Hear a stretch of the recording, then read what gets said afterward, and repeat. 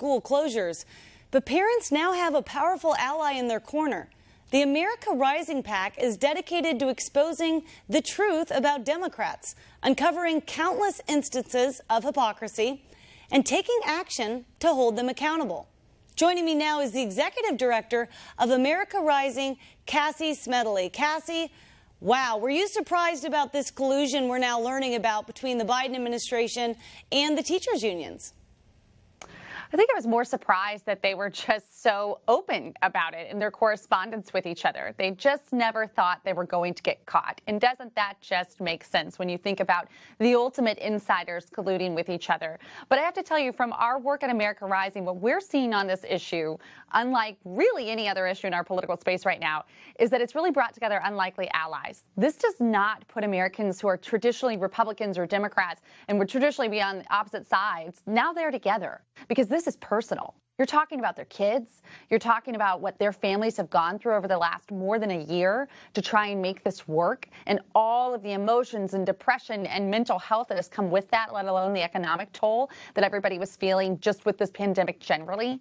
And to now find out that even though you as a parent and you as a child and a student did everything that was asked of you, the deck was always stacked against you because the teachers' unions always had the control.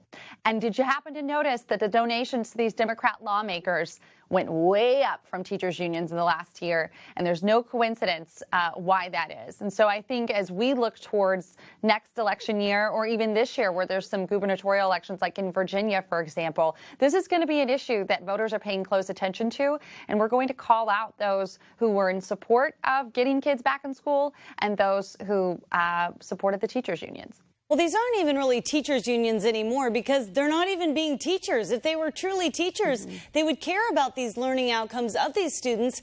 But we saw even in LA, that teachers' union saying, no, we're not going to go back in person until you pass the Green New Deal, you abolish the police, you abolish ICE, all of these things that have nothing to do with schools, and yet these are part of their guidelines on reopening.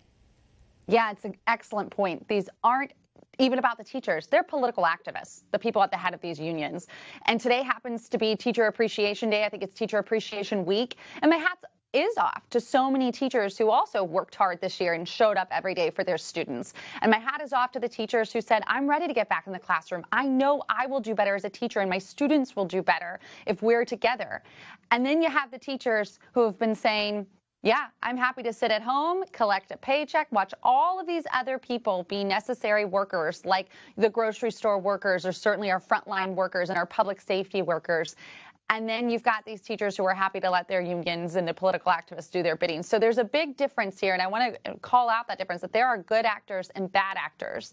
And the fact that the bad actors seem to be running the Democrat Party today is something that everybody should be taking note of. And by the way, one other poll that's gone way up is popularity for school choice, because parents are now saying this can't be my only option and my child deserves better.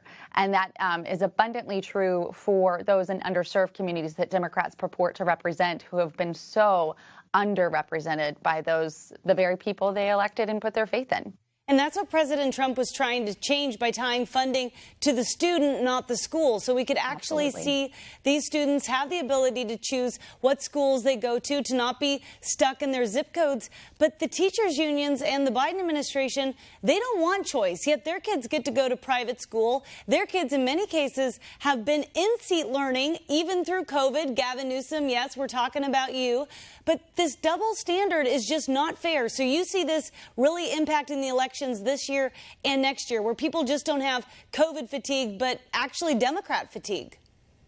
Yeah, I really think this is one issue that is going to transcend the pandemic. I mean, you bring up about these lawmakers, rules for thee, but not for me. And we've seen that throughout the pandemic, whether it's Gretchen Whitmer going up to get her cabin ready for summer while no one else in the state was allowed to do that, or more recently flying to Florida, 2 of her top health officials doing the same flight to Florida when she told everybody else not to travel. So that's COVID. And then when you look at this school issue and getting kids back in the classroom, it's the same thing. Their kids have been in school, or they have the resources resources to bring in other people to help them while everybody else has been trying to do the best they can, and in so many cases failing through no fault of their own, except that we're just not naturally equipped to do this. That's why we put our trust in teachers and in classrooms and in our education system. And it's really unearthing all the flaws in that system and making parents just scream from the rooftops, give me another option.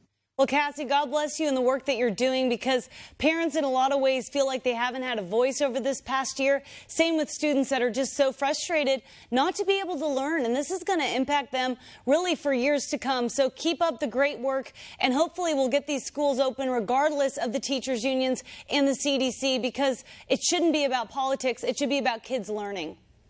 Absolutely. Thank you for shining a light on the issue as well. Absolutely.